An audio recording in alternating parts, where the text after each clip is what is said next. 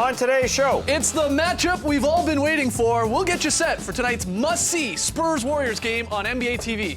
Lee Ellis joins us from Cleveland and gets the Stars' take on the coaching change. And pucker up, we've got a brand new edition of Weekend Whoopsies. It's Monday, January 25th. The starter starts now.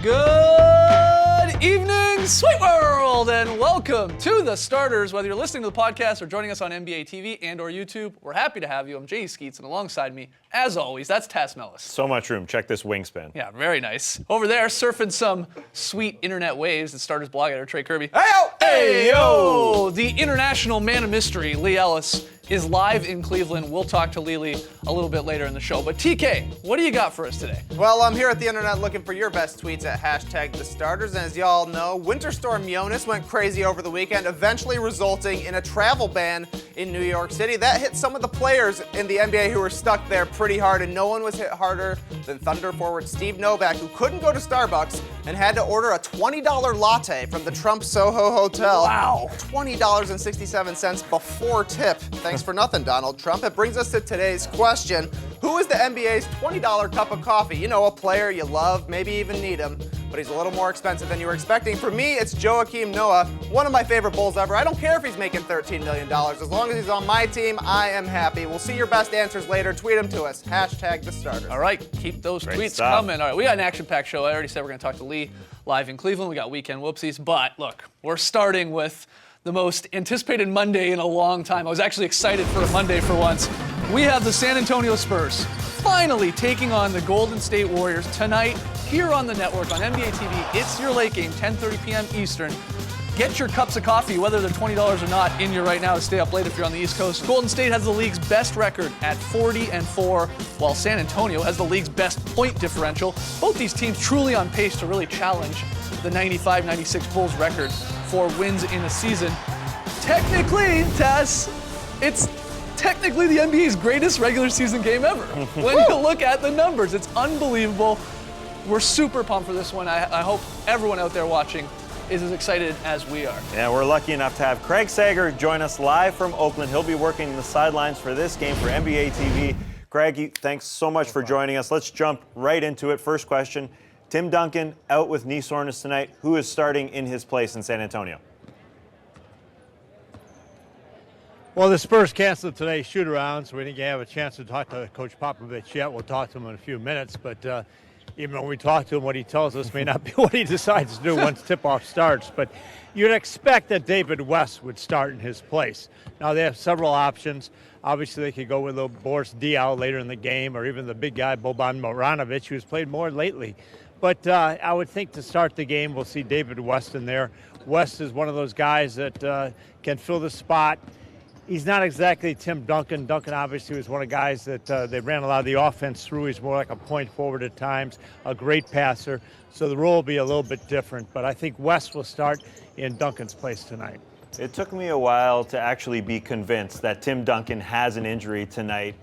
I thought Pop was just being Pop. Do you think Pop will have anything up his sleeve that he doesn't put on the table tonight because these teams are likely to meet in the postseason? Yeah, I was thinking, we're doing all this build-up the last couple of days, and I said, Pop's going to come up with something. He's not going to want to show his hand. Yes, this is a big meeting. It's a big showdown between these two teams, two best teams, the best records in the league. But it's just the first of 4 regular season meetings. They'll meet again in mid-March, and then they meet twice in the final week of the regular season. And that's all before the playoffs start. So he's not going to show his hand totally tonight. We'll have a lot of cross matches tonight where different guys will be different, assignments. We'll have, let's take a look at Klay Thompson. He'll be matched up with Danny Green. But we'll also be seeing him guard Kawhi Leonard. We'll also see him guard Tony Parker. And as much as Golden State switches, we'll have mismatches all over the place. So, yeah, it's going to be fun. Great game. Both teams are very excited. But as far as the strategy of the coaches saving something to maybe they'd try later in the playoffs, I think that probably would be the case, particularly with San Antonio. Well, Craig, we've got a little bit of a peek at the outfit right now. Can we get a full view of this big game outfit that you're wearing tonight? How did you come Well, I up? hate to disappoint you, but I've had that neuropathy in my feet lately, and so I had the alligators and I had the snakes and I had all these shoes I've been wearing lately, but I had to change at halftime. Here we are 5 hours before tip-off, so you got the old soft kicks there right there on my feet right now. So from top to bottom, that's about the best I can do for 5 hours before tip. It gives a great reason for people to tune in tonight to see the outfit and see obviously a great game. Thanks so much for joining us, Craig. You got it. Sags looking great, looking sharp as always. Super pumped for this game. Let's get into sort of things that we're excited about, be it matchups, storylines, whatever. What are you anticipating heading into tonight's game? Sags has got a great point. It's just the first of Sure. 4 regular season matchups here, but what are you looking for? I'm super pumped because usually you hear players and coaches just kind of play it up as, this is just another regular season game. But you've got Greg Popovich saying, this isn't just a regular season game. We're playing the best team in the league, and these guys are pumped for it. It's almost like we're looking in the mirror playing this team, which is true and not true. It's true because these guys like to share the ball. They like to take away threes from the other team.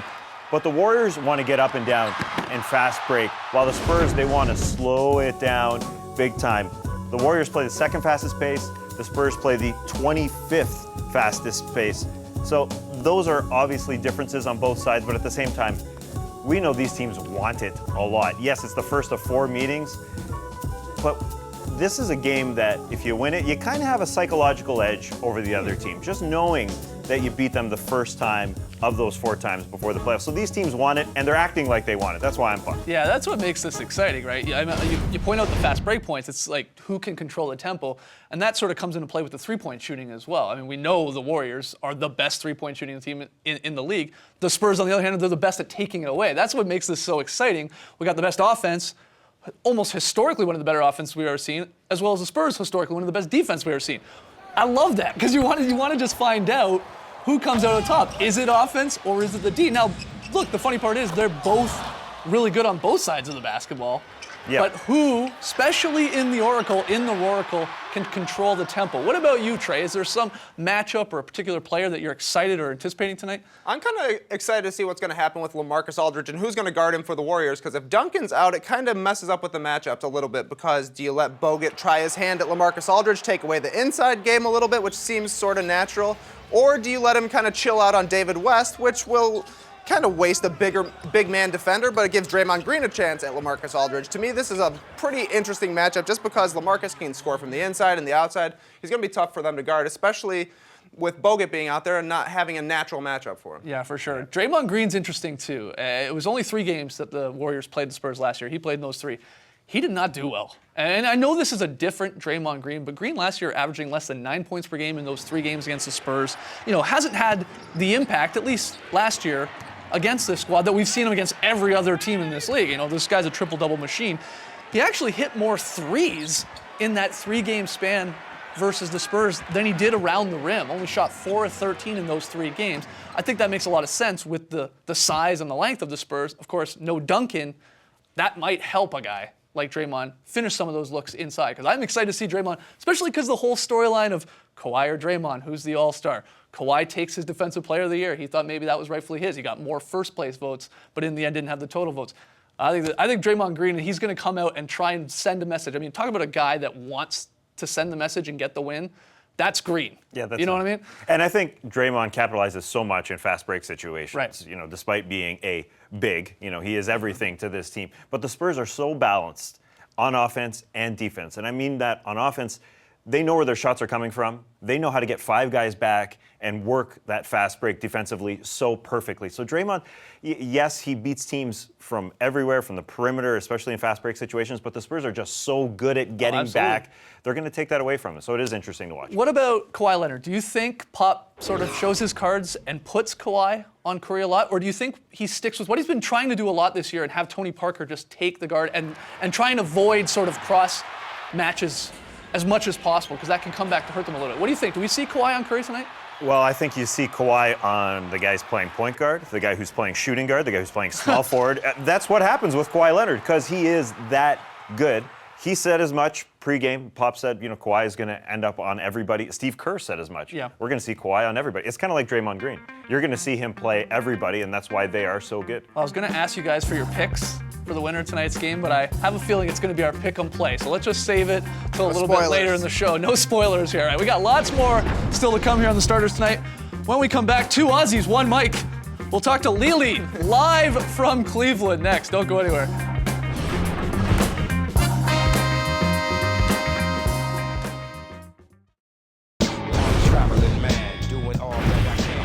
Back with the starters before we get to the highly anticipated Spurs-Warriors game tonight on the network. We've got the Wolves and Cavs. Minnesota gets their second crack at the Cavs tonight. This time, though, Tyronn Lue, their coach, instead of David Blatt. And joining us live from deep inside the queue, it is the international man of mystery, looking a little Miami Vice-like here, Lee Ellis. Lee, how's it going?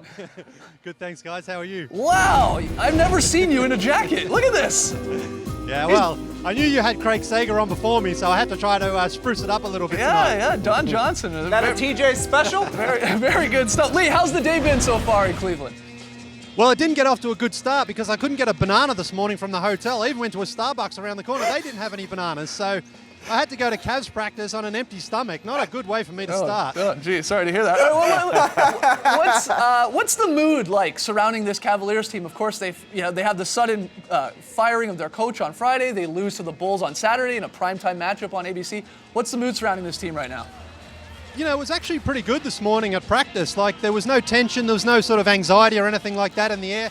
And I spoke to Coach Tyronn Lue about it, and I said, you said you needed to fix the spirit of this team. How do you go about doing that? And he said, we just need to have a bit more fun, need to loosen up and enjoy basketball again. He said, this is the best job in the world, and I actually corrected him and I said it's the second best job in the world. Ours is the best job in the world. But he said they just need to loosen up and have fun and play basketball and do what they do best, because remember, they are the best team in the Eastern Conference, so they haven't got a lot of problems, even though from the outside it looks like maybe things aren't going too well for them. He's talking, a little bit about changing the spirit of this team, having a little more fun. What about X's and O's? Is there anything specifically that Coach Lue is talking about, what he wants to see from the Cavs? Yeah, not so much X's and O's. He just wants to push the pace, though. They play at a pretty slow pace. And, this morning when I did speak to him, he said, we need to get up, we need to play a bit quicker. And he also said that they just need to increase their pace. So this is what he had to say about it. You're talking you want to increase the team's pace. You felt that you guys are playing a little bit too slow, and you tried to do that against Chicago, but it kind of winded a few of your guys. So how do you increase your fitness and your pace without exhausting your players? I know it's going to be tough. I think we got to extend the rotation a little bit if guys get tired, but I think we got to be in shape. I think when you're in shape, you're mentally tough. I think you can compete at a higher level defensively. And I just think it makes you a lot better. It makes you a lot tougher. So as far as our getting in shape, we just got to continue to keep doing it. Yeah, pace, the key word here surrounding this team suddenly with Coach Lue in there.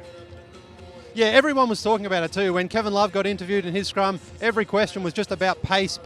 So that's what we're going to see tonight, I think. I think they're going to push the pace because they didn't really play a bad game against Chicago. They just couldn't hit a shot. They only had 4 turnovers, and they were pretty terrible from the free throw line. So I think Coach Lue is just going to try to build up that stamina and their fitness throughout the course of the season, because he can't really do it. He doesn't have a preseason to work on it. So I think we're going to see the Cavs try to push the pace a lot more tonight. The Cavs are hosting their first ever Australia Day game tonight, celebrations at the Q.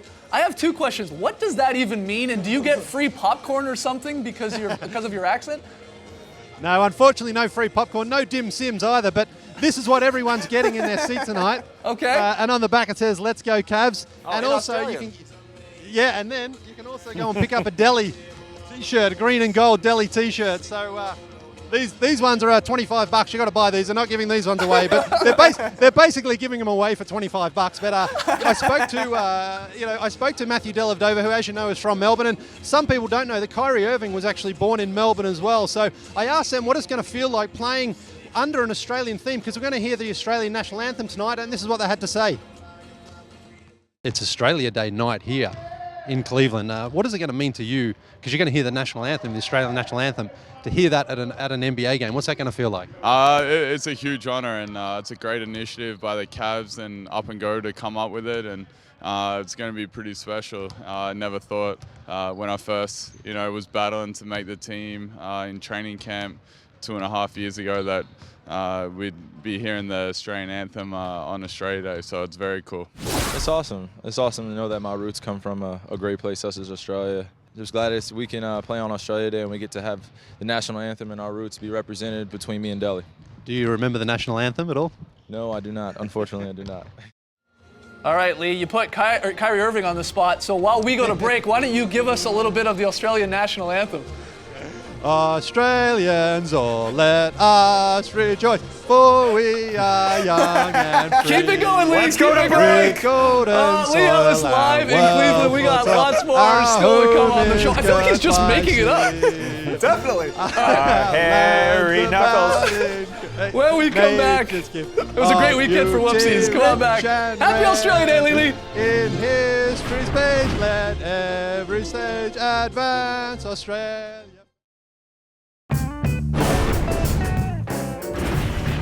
Back with the starters. Trey asked you earlier in the show, who is the $20 coffee of the NBA? You tweeted at Trey, hashtag the starters. Trey, you got a few of the best answers. Yeah, tons of vote for Kobe Bryant, but other than that, Ted Tokarski says Monte Ellis. He's flashy, fun to watch style, gives 100% and rarely injured, but for some reason can't fit into a successful team. Guess this is like a bad cup of coffee. Anyways, Dustin Busco says my $20 cup of coffee is LaMarcus Aldridge, who has quietly lifted on the Spurs, and that's very true. My favorite, though, is Kevin Zwerble, who says, Draymond Green, big, bold, in your face. Everything you need from your first cup in the morning. Good answers. Keep them coming. Hashtag the starters. Who is your $20 coffee of the NBA? All right, let's get to some weekend whoopsies tasks. It was another great NBA weekend. Starting with Kyle Lowry in Toronto. This is why you pay $1 bajillion for a front row seat. You get Kyle in your lappery, and you get a smooch. That is why people voted for him. That's why he is the starter in Toronto. Nice sweaty kiss there. Same game, Tyler Johnson, not a fan of Canada, I'm guessing. Here he blows the wide open dunk attempt. It's a great miss, though. It is a good miss. If you're gonna miss with style. Same game, though. It wasn't just offense. On defense, he gets dropped by Corey Joseph. This is penance for Marcelo Huertas. Yeah, see you later. We're even now. Stumbling, bumbling, gotta hit the jump shot. Where does you go? Your ankles. Watch the bench. Iguodala gets fouled. Luke Walton forgets that he's not the head coach anymore. He gets up to argue. Oh, gotta sit down. Steve Kerr's back. That's his job. Up, gotta argue. Nope. Yeah, so awkward. Way to catch yourself. So awkward. Back in the day, Luke, you were the head coach. Same game, Steph Curry hits a three. What's the big deal about that? He does it all the time. Well, check out this possessed Curry fan. Look at this guy. He looks like The Undertaker. Oh, look at that. Where is his eyes? I gotta see his eyes. Saturday in Charlotte, Frank Kaminsky gets popped in the nose. Right in the nostrils. Right. Well, that was a tough hit, but MJ makes it all better. What does he say to him? Michael liked the joke anyway. Saturday, CJ McCollum makes Lou look silly with the ever so slight fake. And it gets Lou. Lou's usually on the other end of this. Yeah, he loves a pump fake. That's right. All right, hang on tight. This clip is going to be a wild ride. PJ Tucker with the shot. Oh, it's blocked by Kyle Korver. Al Horford with the outlet. Kent Bazemore here is going to score. Oh, no! It's blocked by Archie Goodwin. Kyle Korver picks up the ball. Is that Kyle Korver, who's another white guy who plays for the Hawks? That's the steal. I don't know. Devin Booker with the steal. Layup. It's tapped Al Horford. Whoa, with Tyson Chandler grabs it. Dunk Archie it. Goodwin. Lay it. No good. Tyson Chandler grabs it. Nope. Devin Booker grabs it. No. Alex Len grabs it. No. Oh, here we go. Horford leading the break. All right, here we it's go. going to be a layup. Kent Bazemore, why don't you lay it up? No. Pass it up to Dennis Schroeder. Dennis Schroeder into the lane. He finds Kent Bazemore, who thought he was done, but no, he ends the play with him. Switch bomb. NBA handshakes, guys, are hard. Here's LeBron teaching Jared Cunningham the new greeting. We go on. 1, 2. Boom. Boom. Hold up. Boom. Boom. 1, 2. Boom. Boom. Boom. Yeah, boom, boom, boom. Come on. Marc Gasol entering the arena wearing a shirt of a movie that's older than him. Yes, it's true. 84. He was born in 85, and he's got a little espresso cup in there. I don't know what was going on this weekend with everyone sticking their tongues out. There's DeAndre Jordan. He actually hit 2 free throws in a row, so he let the fans sitting courtside know. Jimmy Butler couldn't put his away. Jordan tribute, probably. Maybe catching snowflakes of some sort, I don't know. And then Enes Kanter, maybe the best one. I'm open, so is my mouth. And he gets the ball and scores. The Clippers' Luke Baamute runs into his own teammate, DeAndre Jordan, but Jonas Valanciunas of the Raptors is called for the foul. This is a great one. It's unbelievable. Dwayne Casey obviously has a right to be upset because Jonas called for the foul there. That's when we need some video review. And sticking with the Raptors, another great weekend for DeMar DeRozan and Kyle Lowry. Understand the job, what they got to do when they go out there. I'm sorry, excuse me. Come on, man, you want to do an interview? You want to do an interview? Cal want to do an interview. Y'all interview Cal. God, man, he want to, Thank you, sir. Thank you. I appreciate it. Go ahead. Y'all have a great day. It's nighttime. They truly are, right now, the NBA's best comedy duo. These guys are on fire. They can't lose on and off the court.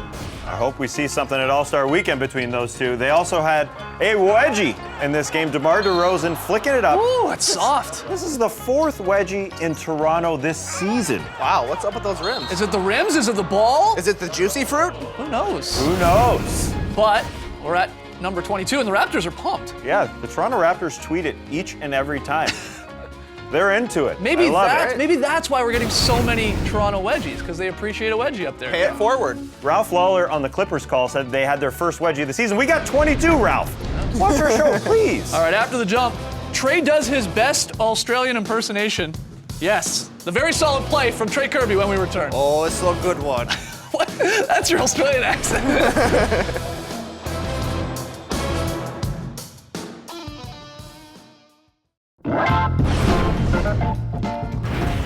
Back with the starters, a look at tonight's pick 'em play. We are picking the big game, the Spurs and the Warriors, which is on the network later tonight, 10:30 p.m. Eastern. We're all taking the dubs. No one wants to venture and go with the Spurs, despite the Spurs taking 2 of 3 from them last year, so good luck to the Warriors. In our case, let's just hope for a good game. No Lee Ellis, he's in Cleveland, but Trey, you're taking over very solid play duties. Right, and we're going to Philadelphia, where we got a new category. It's called the Triple B, because look at this beautiful Boston bounce pass. Isaiah Thomas, not the one from the '87 All-Star game, over to Jake Powder for a layup. Finishes it, no dunk, you know I like that, and that's what I call a very solid play. Oh, yeah. Yes. You got Dally over your shoulder. Great stuff. All right, guys. FanDuel Fantasy Tip-Off Show coming up right after us. You're not changing the channel, let's be honest, tonight. You got the Wolves and Cavs, followed by the game everyone's been waiting for. It's the Spurs and the Warriors. Can't wait. We'll be back tomorrow night, 6 p.m. Eastern, to recap it all and talk about all the big NBA storylines. You also want to stay tuned to see Lee Ellis in a blazer, because it's great. Let's see it one more time. Bring it back. Once in a lifetime opportunity. Yeah. Thanks for joining us, folks. And remember, if you forgot your shirt and you don't have style, an undershirt can work under your blazer. Embrace the night, people.